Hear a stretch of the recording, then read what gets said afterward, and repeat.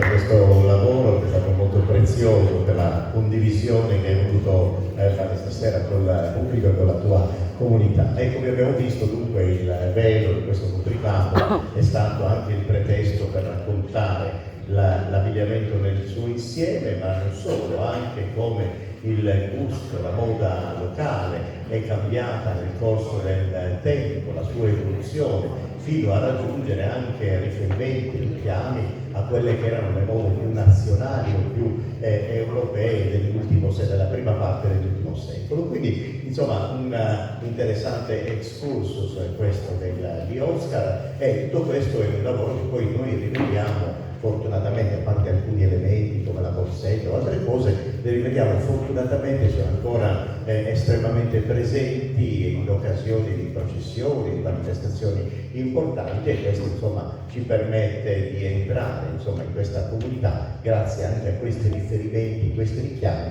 che hanno segnato quell'epoca, che hanno segnato il modo di vestire di quell'epoca. E l'appuntamento di stasera, come abbiamo visto, sarà un'occasione per riflettere sul vestiario popolare, ma poi ci porterà in quel mondo che nel passato, vestiti proprio in questo modo, ci permetteva di fare, come dire, di stringere un po' le relazioni, di socializzare, di fare festa con i suoni del ballo popolare. Infatti nella seconda parte di questa serata, diciamo che saranno un po' tolte le sedie, e grazie a Bruno Cameta, Asael Cameta, Annalisa Bibico, noi avremo modo insomma di fare festa proprio nel modo più naturale possibile, con quei suoni che accompagnano il ballo e con quelle tipologie di notas e di sonorità che insomma ci permettono insomma di esercitare questo rituale collettivo della festa popolare. Il nostro viaggio sarà una sorta di gioco di piacevoli rimandi fra un luogo all'altro dell'isola, proprio per testimoniare queste mode a confronto, per richiamare il titolo stesso di questo appuntamento, ma per segnare anche come in tutto il territorio regionale questo universo straordinario della varietà dei nostri abiti tradizionali, della varietà del copricapo femminile, soprattutto quelli delle donne, che permettono insomma di scoprire tutto un universo di mode particolari, di intrecci di fazzoletti, di inabbiatura di veli, eccetera, però c'è sempre appunto questo tulle, questo velo bianco che è comune a praticamente tutto il territorio. Vedremo come veniva e viene oggi utilizzato dalle associazioni locali che rappresentano questo mondo a Osilo, e vediamo anche come si alterna agli abiti della seconda metà dell'Ottocento, ai primi del Novecento, come si alterna magari all'altro copricapo famoso che noi conosciamo di Osilo, quella sontuosa cappetta o selappita che viene utilizzata in alternativa ovviamente alla vela. Insomma, tutto questo lavoro ce lo illustrerà Fabrizio Songo, e lui praticamente da sempre un appassionato di storia, ricercatore insomma delle sue tradizioni, delle tradizioni della sua comunità, e dà questo contributo di conoscenza anche all'Associazione Culturale e Folclorica, per la quale insomma collabora, che è un gruppo folcloristico, quello a Manutenta. Oggi a Osilo ci sono almeno 2 associazioni in attività, e devo dire che a Manutenta con Loretta Manca, che è la persona insomma, che segue questo gruppo, anche lei lavora con molta attenzione e segue con grande interesse quelli che sono insomma, gli elementi del vestiario, ed è un'associazione che è succeduta anche ad altre nel passato, che magari però non erano poi così tanto rigorose, se ricordiamo anche altre precedenti. Questo ci permette di dire che non sempre avere tanti anni alle spalle significa assolutamente la rigorosità e l'autenticità. Cioè la cosa importante è avere a che fare con delle associazioni che manifestano questa coscienza, questo desiderio di rappresentare veramente quelli che erano gli elementi della propria comunità, e non portarne come trofeo degli altri che magari considerano belli all'interno di un gruppo che poi in realtà poi non rappresenta quella comunità, ma rappresenta insomma solo chi ha voluto portare. Nel gruppo, nel caso di Osilo invece siamo molto felici di vedere come autenticamente in questa associazione si rispecchiano, si riflettono tutti quegli elementi che la comunità abitualmente utilizzava nel passato. Quindi è molto interessante il lavoro che hanno fatto loro, quello che ci illustrerà Fabrizio e quello che è il frutto, insomma, del lavoro individuale di Fabrizio Sogno, ma anche collettivo dell'associazione Ammanutenta. Quindi diamo con molto piacere la parola a Fabrizio Sogno. Prego.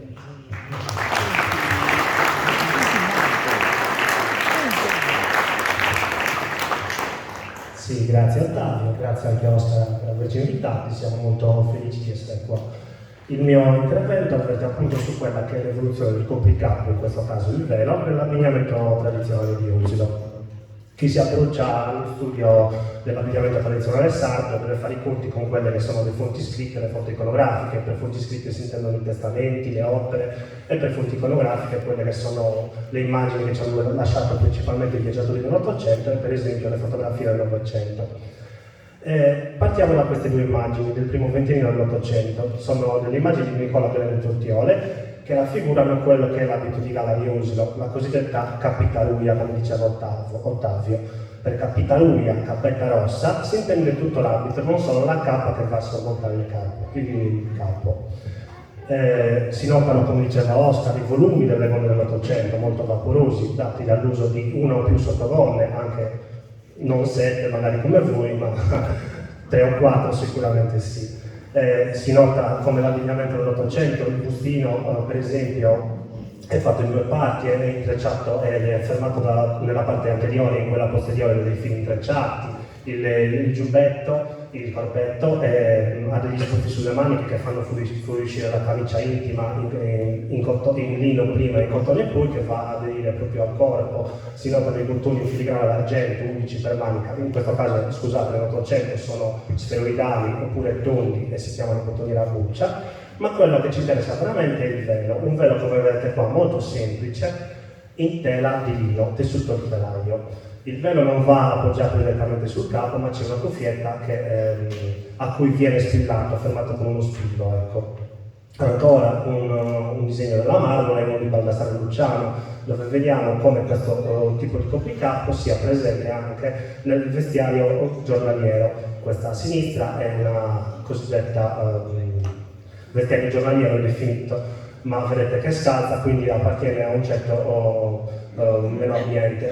È comune l'uso di questo copricapo, di questo velo in tela, un velo in tela magari più rifinito nel vestiario di gala, quello a destra, ma sempre presente tutte e due le tipologie. Ecco.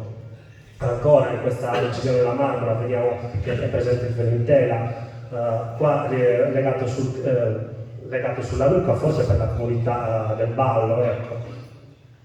Fino ad arrivare a fine Ottocento, quando un certo Gaston Villiers visita Usio e altre comunità e ci lascia 3 bellissime incisioni che poi andrà a pubblicare nella sua opera che intitolerà Le isole dimenticate, edita a Parigi nel 1893. Questo come vediamo in un contesto giornaliero, ci sono le donne che stanno lavando i panni, come vedete è un abbigliamento non festivo caratterizzato dalle gonne nere in panno o anche di altri tessuti, e l'uso predominante del velo in tela che viene però sormontato da un fazzoletto che poteva essere di varie stoffe, legato sotto il mento. Questa foggia oggi si chiama Amuccaluri Spalti ed ha molta diffusione, troviamo molte fotografie antiche di questa foggia. Ancora una tessitrice di Usio, vedete questa giovane ragazza come indossa appunto il velo in tela e un fazzoletto che va legato sotto il mento. Il corpetto qua è un corpetto giornaliero, non ho le asole per i bottoni, è quasi un'igiacca come la chiamiamo noi. Fino ad arrivare all'ultima incisione del Villiers, e qua chiama di Alessia.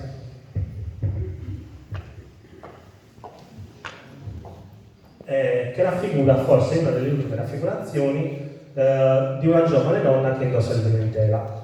Alessia indossa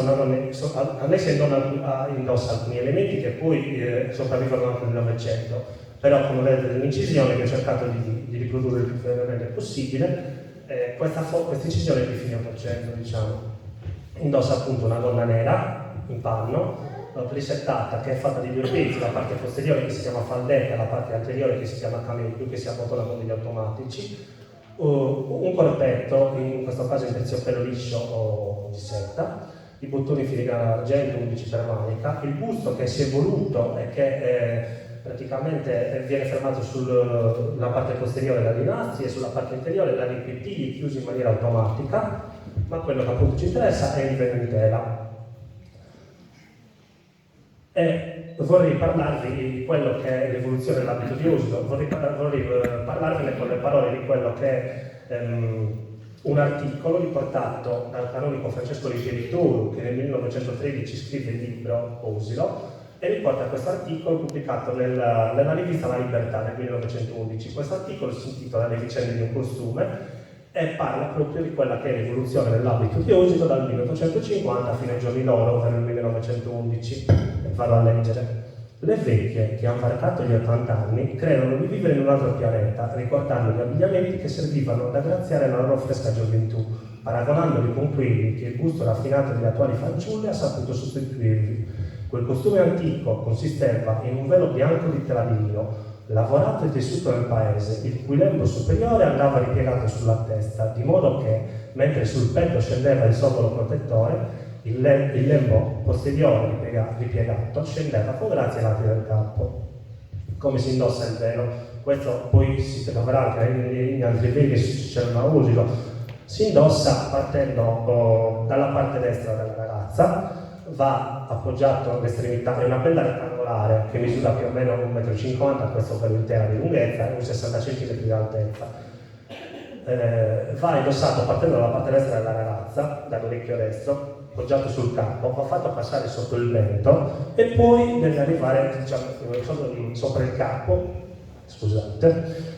Comunque devono combaciare i due lembi, le due estremità, di modo che, ti puoi girare Alessia? Dietro.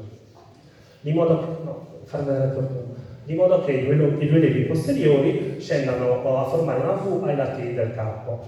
Nella foggia, che poi vi farò vedere con Margherita, viene indossata a veluettato, ovvero il secondo lembo viene ripiegato sul capo e va a formare due alette ai lati delle orecchie. Quella foggia si chiama veluettato.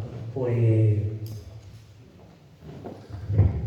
appunto, come vi dicevo, il velo in tela è una benda di lino tessuto al telaio. Come vedete ci sono questi piccoli segni rossi che non sono altro che la marca della stoffa che noi chiamiamo Giuse Nobile, che veniva in questo caso aggiunta geometricamente a formare dei decori e non è assolutamente definito, è un capo antico e molto suggestivo a mio parere.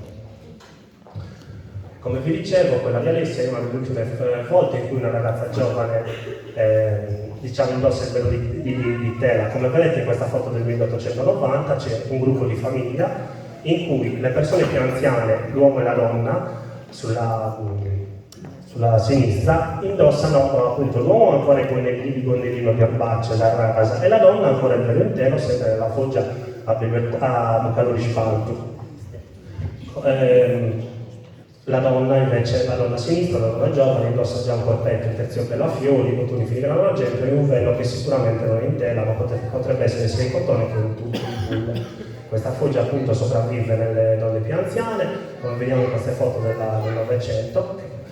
Come vedete la donna a sinistra porta anche degli elementi ottocenteschi, un corpetto in panno, i bottoni a buccia, e c'è un gusto della semplicità di queste donne anziane, dato anche forse dalla loro maggiore età, dall'esigenza di mantenere sobri i loro abiti o da qualche magari diciamo, evento luttuoso che le aveva colpite.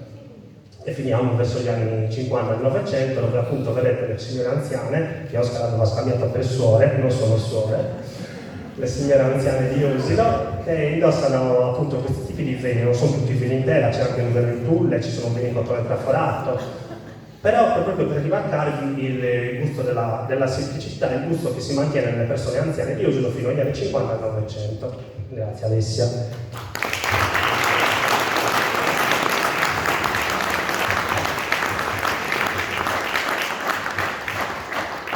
Ritorniamo 50 anni prima all'articolo La Libertà. Perché questa moda viene legata alle persone anziane?